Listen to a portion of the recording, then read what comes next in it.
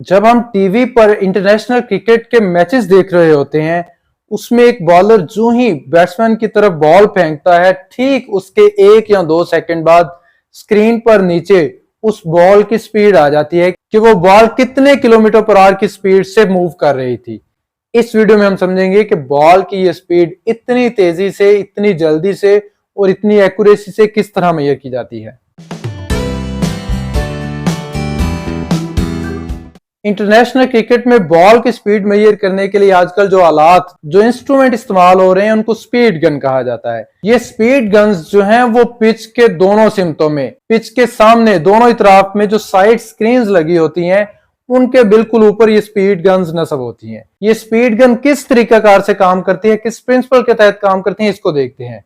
In speed guns के अंदर radio waves, electromagnetic radio waves निकालने की, एमिट करने की सलाहियत होती है और ये रेडियो वेव्स जो हैं वो ठीक पिच के ऊपर फोकस की होती हैं। जो ही बॉलर अपने हाथ से बॉल को रिलीज करता है पिच के ऊपर, तो ये इलेक्ट्रोमैग्नेटिक रेडियो वेव्स जो हैं वो उस बॉल के साथ टकरा के रिफ्लेक्ट बैक होती हैं। ये रिफ्लेक्ट होने वाली रेडियो वेव्स जो हैं वो वापस उस स्पीड गन तक पहुंचती हैं और उस स्पीड गन के अंदर ट्रांसमीटर के साथ, रेडियो वेव्स को एमिट करने वाले इंस्ट्रूमेंट के साथ बिल्कुल उन वेव्स को डिटेक्ट करने वाला, कैप्चर करने वाले इंस्ट्रूमेंट्स भी मौजूद होते हैं।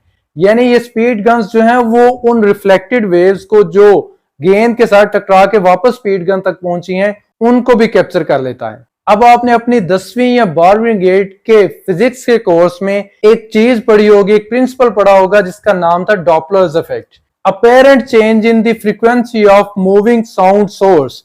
इस तरह की कोई डेफिनेशन आपने इस डॉपलर्स इफेक्ट की पढ़ी होगी कि जब भी कुछ साउंड का, आवाज का सोर्स जो है, जैसा कि एक एम्बुलेंस सायरन बजाते हुए रोड के ऊपर जा रही है, इस तरह का आवाज का सोर्स जब बहुत ज्यादा स्पीड से मूव करता है तो उसकी फ्रीक्वेंसी में, उस आवाज की फ्रीक्वेंसी में थोड़ा सा चेंज आ जाता है। फ्रीक्वेंसी में आने वाले इस चेंज को हम डॉपलर्स इफेक्ट कहते हैं। फ्रीक्वेंसी क्या चीज है कि किसी भी तरह की वेव्स जो हैं वो 1 सेकंड में किसी एक पॉइंट के ऊपर से कितनी वेव्स गुजर रही हैं, इसको फ्रीक्वेंसी कहते हैं। तो जब कोई साउंड का सोर्स, आवाज का सोर्स, स्पीकर जो है वो खुद मूव कर रहा होगा तो उससे पैदा होने वाली आवाज की फ्रीक्वेंसी जो है उसकी मोशन की वजह से चेंज हो जाएगी। अब ये जो डॉपलर्स इफेक्ट है सिर्फ साउंड वेव्स के लिए नहीं, बल्कि ये हर तरह की, हर टाइप की वेव्स के लिए बिल्कुल एक जैसा होता है। यानी कि ये इलेक्ट्रोमैग्नेटिक वेव्स, रोशनी की जो वेव्स हैं, उनके लिए भी डॉपलर्स इफेक्ट जो है वो प्रोड्यूस होता है।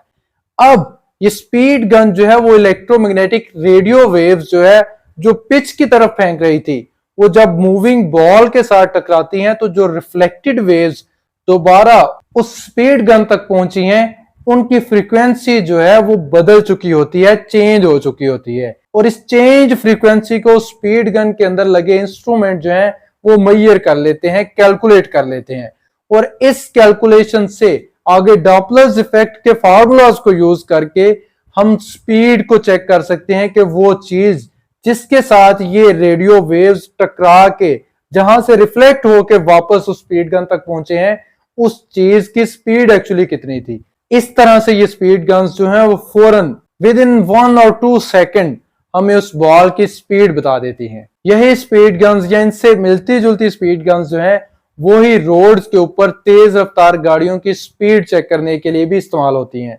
मुझे उम्मीद है आपको आज की वीडियो इंटरेस्टिंग लगी होगी। अगर आपके ज़हन में कोई क्वेश्चन हो तो कमेंट सेक्शन में जरूर शेयर कीजिएगा और याद से हमारे चैनल को सब्सक्राइब कर लें। अल्लाह हाफिज।